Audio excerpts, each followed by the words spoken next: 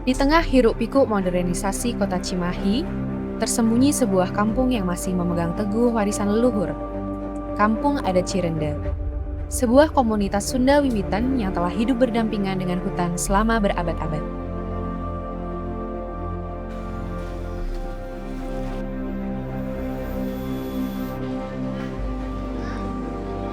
Namun di balik ketenangan ini, tersimpan kekhawatiran mendalam.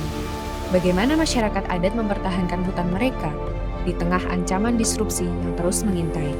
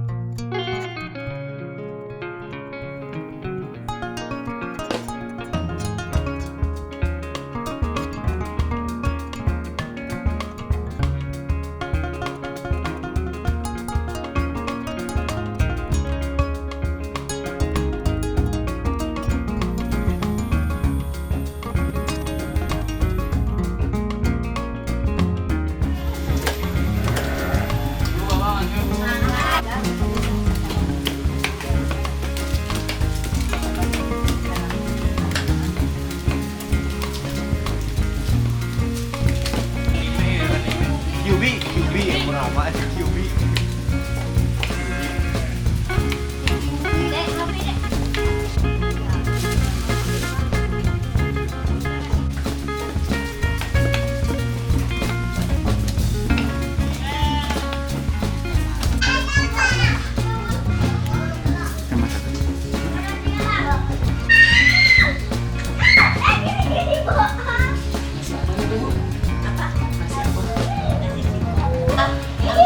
Saya malahnya merasa berdosa ya Allah. Jauh-jauh ke sana ke sini gitu.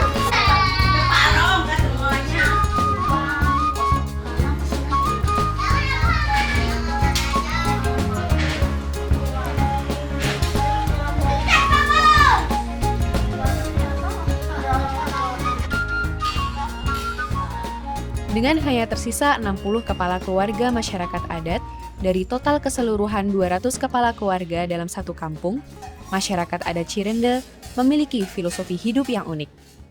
Mereka mengonsumsi singkong sebagai makanan pokok, bukan beras. Nasi mereka disebut rasi. Pilihan ini bukan sekedar tradisi, melainkan bentuk harmoni dengan alam.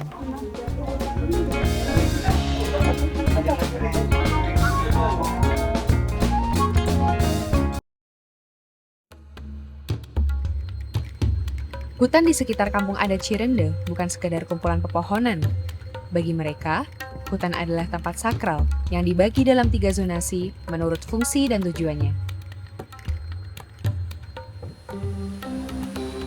Di zona ini, tidak ada seorang pun mengambil sesuatu dari dalamnya. Bahkan, ranting yang jatuh pun dibiarkan apa adanya. Inilah konservasi alam dalam bentuk paling murni.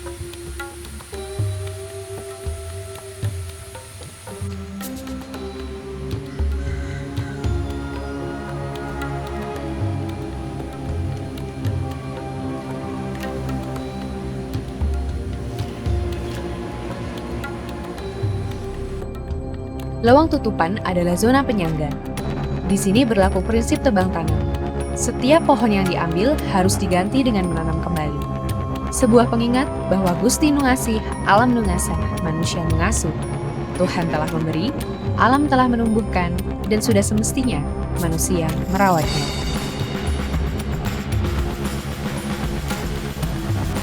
Betul Pak? Enggak.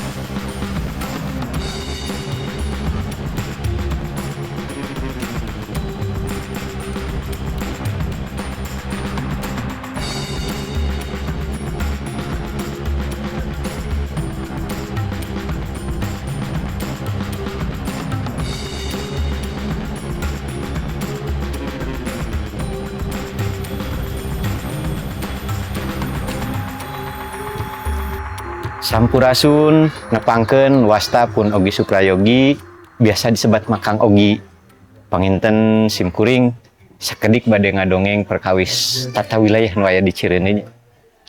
Di Cireuneu teh ngagaduhan tata wilayah yen anu namina leuweung dibagi janten 3 bagian. Nyatana aya leuweung larangan, leuweung tutupan, leuweung baladahan. Eta kawilayahan teh anu tos janten aturan baku anu kedah dijaga ku masyarakat adat.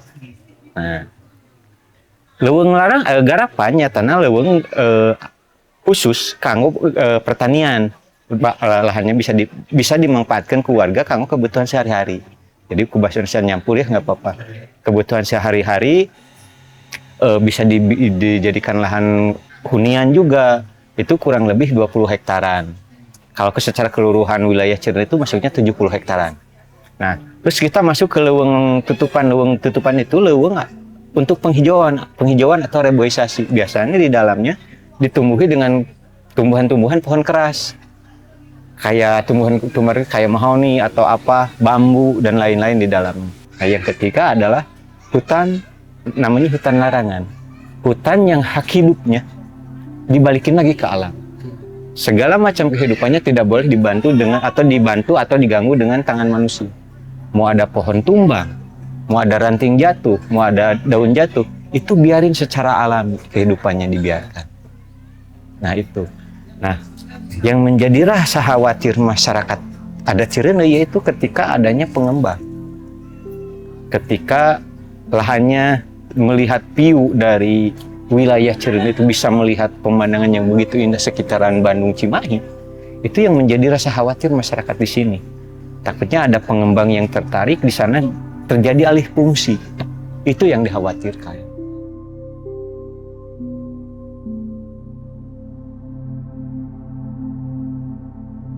Daerah-daerah yang dulunya tadinya pegunungan atau gawir atau apa itu sekarang beralih fungsi. Itu yang dikhawatirkan. Paling sangat dikhawatirkan. Harapan kita dari sebagai masyarakat adat ada hadirnya pihak pemerintah untuk memberikan perlindungan. Perlindungan terkait mau PP, mau Perwa atau apa namanya, tapi perlindungan terhadap hak-hak wilayah atau hak masyarakat adatnya itu jangan sampai terganggu. Minimal kita kan kalau ada perlindungan dari dorongan dari pihak pemerintah kita aman, nyaman. Mau berkegiatan apapun kita tidak mempunyai rasa khawatir kalau nanti wilayahnya itu akan beralih fungsi. Itu yang dikhawatir.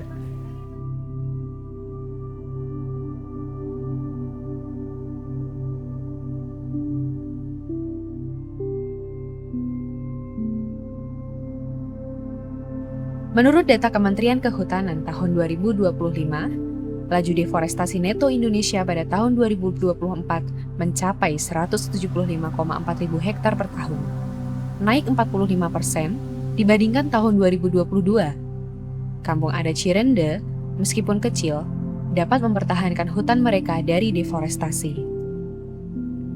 Seorang peneliti ekologi sosial, Ostrom, memperkenalkan sebuah konsep socio-ecological system, sistem kompleks yang menjelaskan interaksi antara manusia dan alam. Kami mempelajari kampung adat Cirendeau melalui pendekatan ini.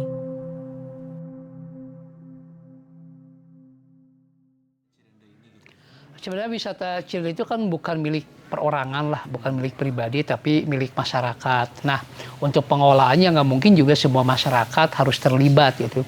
Tetapi para tokoh adat mempercayakan kepada anak-anak mudanya yang akhirnya dari kumpulan anak-anak muda itu yang diketuai oleh Kang Yana, dulu itu pernah dibuat namanya Kompepar, kelompok penggerak pariwisata waktu itu. Tapi Kompeparnya udah nggak dipakai lagi.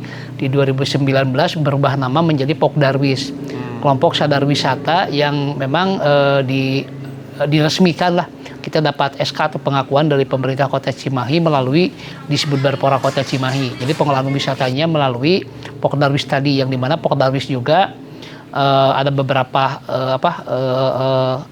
seksi-seksinya lah, dimana selain ada ketua, wakil ketua, ada bendahara, sekretaris, termasuk para pemandu. Terus kita juga kerjasama dengan yang punya homestay, kita juga kerjasama dengan UMKM, termasuk dengan catering di Cirendeau gitu untuk membangun wisata ini. Jadi intinya pengelolaan ekowisata Cirendeau itu tidak dikelola oleh sendiri, tapi kita bersama-sama cuma melalui sebuah perkumpulan yang namanya itu Pokdarwis seperti itu.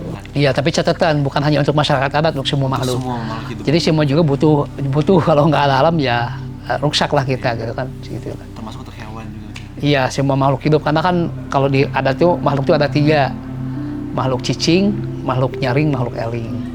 Kalau makhluk cicing itu tumbuh-tumbuhan, dia itu kan hidup. Maksudnya disebut makhluk, tapi cicing karena tidak pernah ada pohon aclok-aclokan, nggak ada gerak kemana-mana, tapi di sana di setempat. Nah makhluk nyaring itu satu hewan. Satuan dia kan nyaring, dia punya rasa, dia punya pikir. Kalau makhluk eling kita, kenapa manusia disebut makhluk eling? Kita itu harus bisa bersyukur. Kita itu punya pikir tapi harus bisa memikirkan.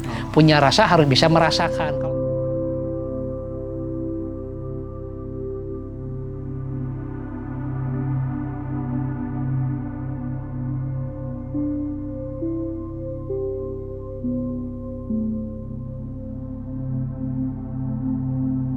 Ya intinya Abah selalu karena Abah kalau ketemuan di balai adat itu ada ketemuan dengan ibu-ibu adat, bapak-bapak adat, anak muda adat, anak kecil adat.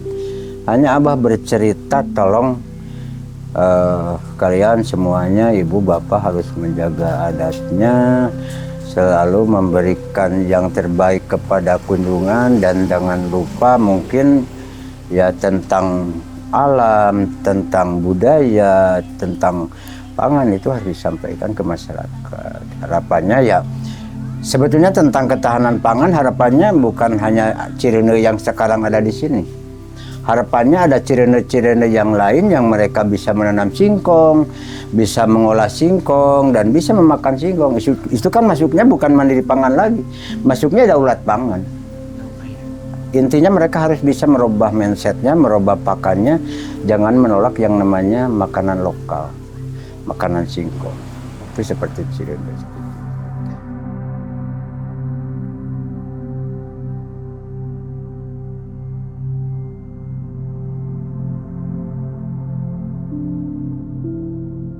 Kami, Tim Culture, PKM RSA, IPB, ingin menyampaikan rasa terima kasih kami yang setinggi-tingginya pertama-tama kepada Kementerian Pendidikan Tinggi, Sains dan Teknologi, serta alma mater kami Institut Pertanian Bogor karena telah memfasilitasi, membimbing, dan juga mendanai sehingga riset ini dapat terlaksana dengan baik dan juga video dokumenter ini dapat tayang di hadapan teman-teman semuanya.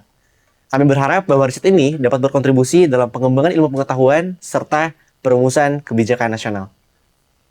Dari riset kami di Kampung Adat Cirende, kami belajar bahwa harmoni adat dan budaya merupakan kunci kelestarian hutan. Terbukti bahwa nilai adat dapat menjadi upaya konservasi dengan kearifan lokal yang ada. Aturan-aturan mengenai 3 zona leuweung merupakan bukti nyata bahwa kearifan lokal bukan sekedar tradisi, melainkan solusi untuk mempertahankan hutan. Melalui video dokumenter ini, kami berharap bisa membagikan ilmu ke semua, bahwa merawat adat bisa juga merawat alam. Merawat adat, menjaga alam. Kepada seluruh masyarakat Kampung Adat Cirende, terkhusus Bapak Sesepuh dan Bapak Pamitran, atas keterbukaan dan kerelaannya berbagi warisan hidup ini. Kepada seluruh stakeholder, termasuk pemerintah Kota Cimahi dan komunitas lingkungan adat, terima kasih atas dukungan dan kolaborasi yang telah terjalin selama ini. Kami percaya bahwa warisan hijau Cirende harus kita lestarikan bersama.